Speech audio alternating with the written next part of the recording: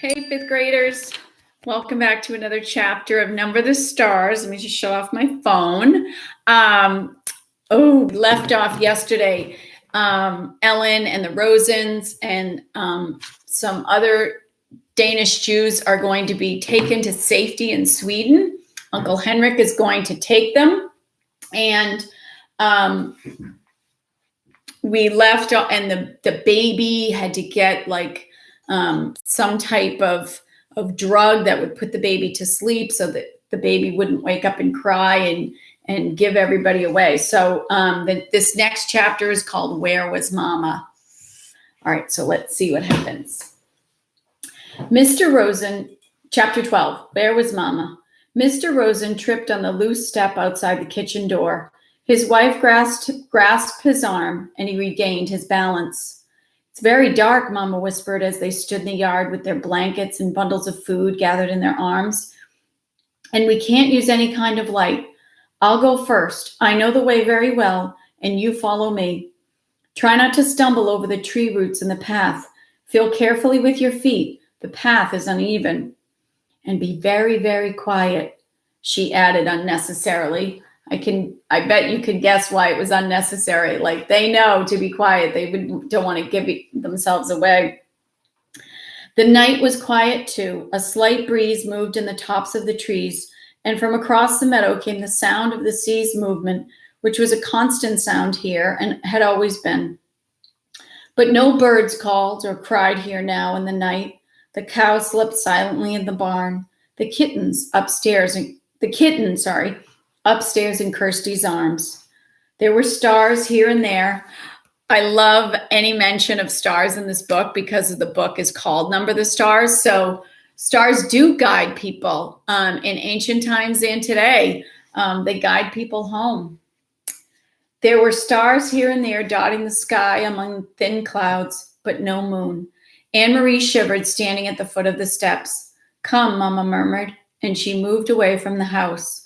One by one, the Rosens turned and hugged Anne-Marie silently. Ellen came to her last. The two girls held each other. I'll come back someday, Ellen whispered fiercely. I promise. I love her determination in the face of great fear. I know you will, Anne-Marie whispered back, holding her friend tightly. Then they were gone, Mama and the Rosens.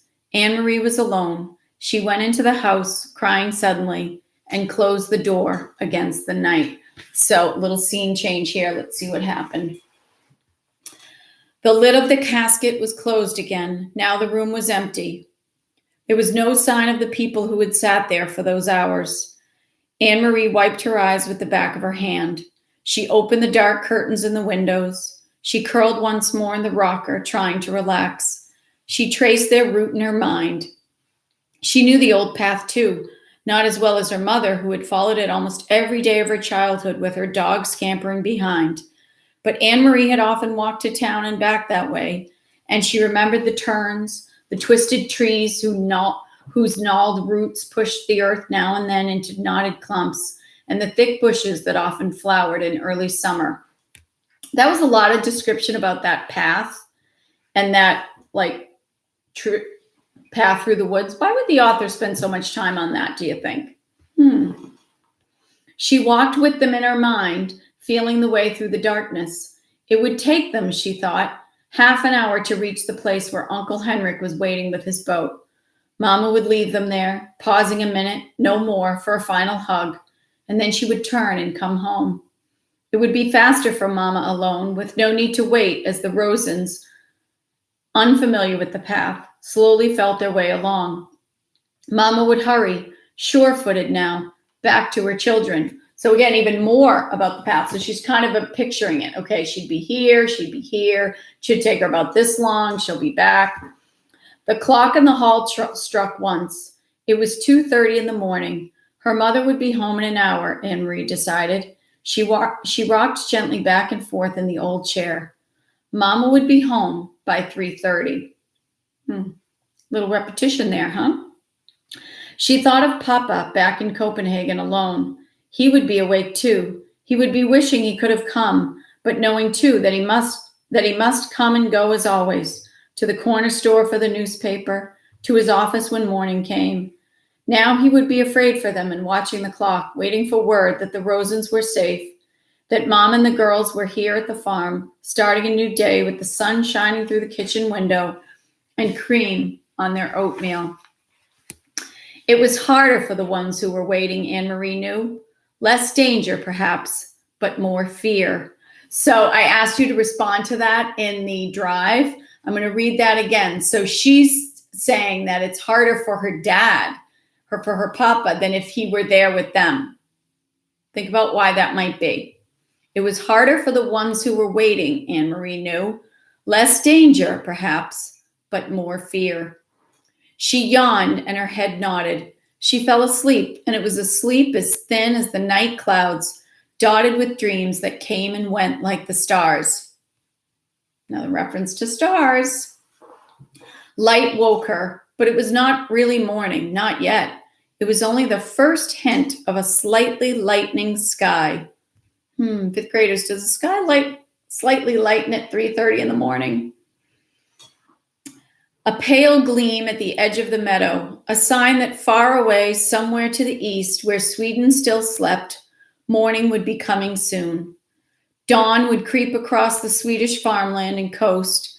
Then it would wash little Denmark with light and move across the North Sea to wake Norway. So that North Sea is between Denmark and and Norway, Sweden, and Finland. But fifth graders, I want to read that line again because the author used a literary device here called personification.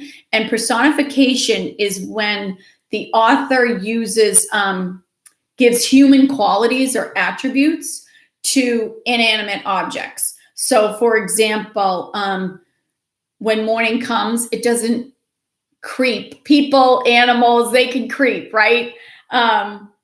We don't like the sun, the light washes. People wash, but so this is an example of personification. So giving human characteristics or attributes to inanimate objects that are not real. So let me read that again. Dawn would creep across the Swedish farmland and coast. Then it would wash little Denmark with light and move across the North Sea to wake Norway. And I wanted to show you the spelling of the word, and I wrote the definition down as well, because I want you to see remember how when we have words that we don't know, sometimes the strategy to figure out what the word is to look inside the word. Well, let's look inside personification. See that? Person. So they give people qualities to things that are not real. Look inside the word. Anne-Marie blinked in confusion, sitting up, remembering after a moment where she was and why. But it was not right. The pale light at the horizon should be dark still. It should still be night.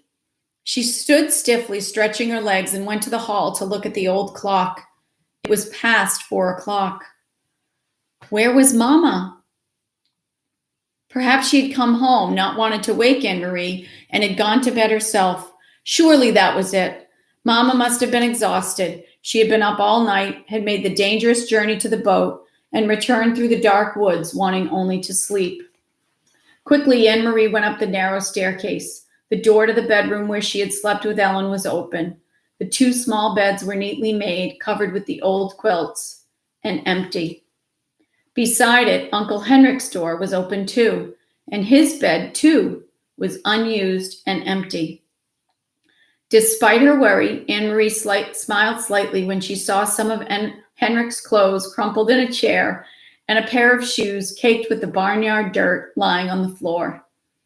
He needs a wife, she said to herself, imitating Mama. The door to the other bedroom, the one Kirsty and Mama were sharing, was closed. Quietly, not wanting to wake them, Anne-Marie pushed it open. The kitten's ears moved, standing up straight. Its eyes opened wide, and it raised its head and yawned. It pried itself out of Kirsty's arms, stretched, and then jumped lightly to the floor and came to Anne-Marie. It rubbed itself against her leg and purred. Kirsty sighed and turned in her sleep. One arm, free now of the kitten's warmth and comfort, flung itself across the pillow. There was no one else in the wide bed. Anne-Marie moved quickly to the window, which overlooked the clearing that led to the path's entrance. The light outside was still very dim, and she peered through the dimness, trying to see, looking for the opening in the trees where the path began, looking for Mama hurrying home. After a second, she saw a shape there, something unfamiliar, something that had not been there the day before. A dark shape, no more than a blurred heap at the beginning of the path. Anne-Marie squinted, forcing her eyes to understand, needing to understand, not wanting to understand. The shape moved, and she knew it was her mother lying on the earth. Yikes. Predictions. What happened? She fall going to, coming back. Why is she there? Maybe it's something else. I don't know. So don't forget to write in the shared drive, and I'll see you tomorrow for chapter 13, which is entitled Run as Fast as You Can. What